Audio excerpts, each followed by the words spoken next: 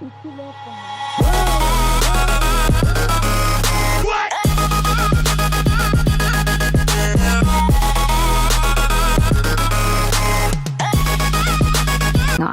I'm Bowen. Even though I live with my parents, we treat each other like strangers. We don't talk. I can't even remember the last time I had a conversation with my dad. I only remember my mom telling me to take out the trash a few weeks ago. Normally, she just points to the trash with her eyes. I was surprised that she actually said something to me that day at all. I do my own grocery shopping, I cook my own food, and I eat alone in my room. My parents love traveling. Of course, they never take me with them. They don't even tell me that they're going somewhere. If I don't see them at home 2 nights in a row, I know that they must have gone on a trip. I only find out where they've been after they come back by looking at the fridge, because wherever they go, they get a souvenir magnet and stick it there. They never ask me if I have any money. Thankfully, my grandma gives me money every week. She's my mother's mother and lives in a retirement home. My mom hasn't seen her in years. I visit her every Friday. I'm sure you're curious to know why they are treating me this way. I'll tell you why. Because they think I ruined their lives. My mom was only 20 years old when she got pregnant with me. She and my dad were both law school students. My mom gave birth to me even though she didn't want me at all. Because of that, she never got her degree. My dad also had to quit school and started working to be able to support us. One day, when I was in elementary school, my mom said to me, "If it wasn't for you, both your dad and I would have been successful lawyers today. But instead, I'm working as a secretary, and your dad is a mechanic. In case you're not aware, you destroyed our lives." Of course, hearing that at such a young age made me really upset. Now, I don't feel guilty, but I can't really say that I'm all that happy. I only feel good when I visit my grandma. That's why on Fridays, I don't walk, but run to the retirement home. Every week, my grandma's best friend, Aunt Zora, bakes a lemon cake for me. The 3 of us have cake as I tell them about everything that happened that week. I mostly talk about the things my parents have done. They listen to me very carefully, and they always have a lot to say. One Friday, when I arrived at the home, both my grandma and Aunt Zora looked really sad. Their eyes were all puffy from crying. Aunt Zora was being treated for cancer. I knew something bad had happened. Her doctor had told her that the cancer had spread all over her body. Nothing could be done anymore. Aunt Zora wiped the tears off her face and said, "I asked the doctor, how long do I have? Please tell me." He said, "Maybe a week or a month, almost certainly less than a year. It's really difficult to say this, but I can die any second now," she said. I was so sad. She was as close to me as my grandma. I wanted to say something to comfort her, but words had lost their meaning. Aunt Zora said, "Let's go to my room. I've had something on my mind for a while now. It's time to share it." My grandma and I stared at each other. We didn't get it. We followed Aunt Zora. She took out a notebook from the closet and handed it to me. "I don't have anyone else in this world apart from you two. I think of your grandma as my sister and you as my grandson. This notebook is the only thing I can leave you," she said. I looked at the notebook. I could tell it was very old because the pages were all yellow. I flipped through it, but couldn't figure out what it was. There were a lot of numbers and words I couldn't make out. Aunt Zora said, "These are my great-grandfather's notes. He lived in France in the 1700s, and he was one of the most renowned alchemists of his time." "Do you know what alchemy is?" she asked me. I shook my head. "No." Aunt Zora began to tell the story. In ancient Greece, China, and Europe, alchemists tried to transform materials such as iron and lead into gold by mixing different elements.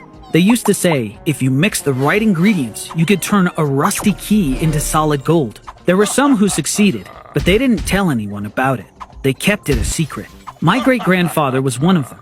Thanks to him, our family lived comfortably for generations. We kept his secret. But I'm the last living member of my family, so no one else is left. I've decided that Bowen is the only person I can pass this on to.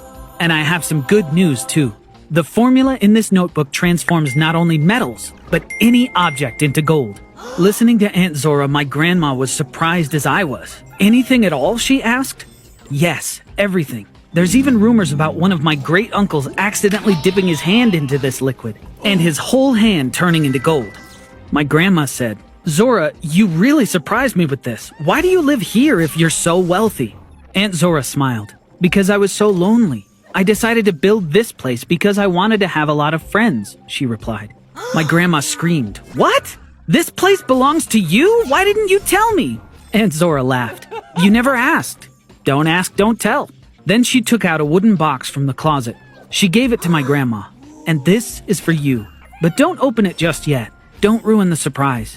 You'll know when to open it, she said. While they were chatting, I was going through the pages. I'm sure you can find them on all that beloved internet of yours. Come on, get to work now, she said. Turning anything you wanted to gold. Was that really possible? I was sure Aunt Zora was telling the truth. If she was saying this worked, then of course it did. After that day, I began spending all my time researching the notebook that was from the 1700s. I read through the whole notebook to make a list of all the chemicals in the formula. It took a while, but I finally did it. There were 7 of them in total. After a long search, I figured out where I could buy them. The next step was ordering them. I was giddy with excitement, but when I came to the 6th chemical, my excitement turned into grief. Because this was a pretty rare element which sold for $1,000 per pound, and I didn't have that much money. I could think of only one solution. I could ask my parents for a loan. I went to the kitchen to talk to them. They were surprised to see me. My dad looked annoyed and said, "What?" I showed him the old notebook and told him what Aunt Zora had told us. "I need $1,000. In return, I'll give you all the gold you want, so you can travel for the rest of your life and never have to see me again," I said. They both started laughing hysterically. My mom said, "This boy has gone totally insane from lack of attention. How imaginative. He can turn anything into gold." My dad turned to me and asked, "Did you really believe this stupid tale? You're so naive. No wonder we never felt close to you." I wasn't going to take another second of this. I ran out. I got on a bus to get to the retirement home. I wanted to tell Grandma and Aunt Zora about everything. When I walked in, everyone was crying. Clearly something bad had happened. I went to my grandma's room. She stood up when she saw me. "Zora wasn't feeling well this morning. It all happened in a flash. She took her final breath in my arms," she said, and began sobbing. I ended up spending the night with my grandma. In the morning, she took out the wooden box that Aunt Zora had given her. We couldn't believe our eyes when we opened it. There were 3 golden eggs inside. I took one out. It was brilliant and shiny. I wished I could show those eggs to my dad and see the expression on his face. There was a piece of paper inside the box. It seemed to be a note from Aunt Zora. My grandma took it out and began to read. "If you're reading this, then I must be gone. The day I got married, my dad turned 100 eggs into gold and gave them all to me. Each time I needed money, I would sell one and live comfortably for a while. These are the last few that are left. I wanted to give them to you since I have no need for them anymore. Goodbye. Goodbye, my dear sister." Once again, tears came pouring down my grandma's eyes. She knew I didn't want to go back home. "We could sell one of these golden eggs and buy a house. We can live there together," she said. I happily agreed. Since we had enough money now, all I wanted was to try implementing the formula and to become a real alchemist. My grandma bought us a wonderful house. We converted the basement into a laboratory. I ordered all the chemicals and tools that I needed online. I grabbed the notebook and got to work. I began following the formula on the last page of the notebook very carefully. Like I said earlier, there were 7 different chemicals involved. I blended all of them in a bowl, but I was disappointed because the resulting liquid looked just like water. I thought after all that hard work I would finally get some kind of liquid gold, but this liquid didn't seem any different from tap water. Still, I decided to keep going. I was going to use some eggs for the experiment as well. I dropped an egg into the liquid. At first, nothing happened, but after a few moments, a lot of little bubbles started forming. Then the liquid began to boil on its own. I was watching completely mesmerized. The boiling suddenly stopped. The egg had turned golden and shiny. The formula worked. I'd succeeded in transforming an egg into pure gold. Now there was one more thing I had to do. I'm sure you can guess what it is. I wanted to teach my toxic parents a lesson. I went to their house. Neither of them was home because they were both working. I took all the magnets from the fridge and put them in a bag. Then I came back to my new home. I was so excited. I went down to the lab. I dipped each magnet into the liquid and turned them all into gold. I picked up the Las Vegas magnet and held it high. It was so striking and shiny. I couldn't help but laugh. I really wanted my parents to see these right away. I went to the kitchen and stuck the gold magnets onto the fridge. Then I took some pictures, created a group chat with my parents' numbers. I sent the photos of the magnets to the group. "Are these our magnets? They look fantastic," my mom wrote first. Soon after, my dad wrote, "Bowen, did you turn our magnets into gold? So the formula worked?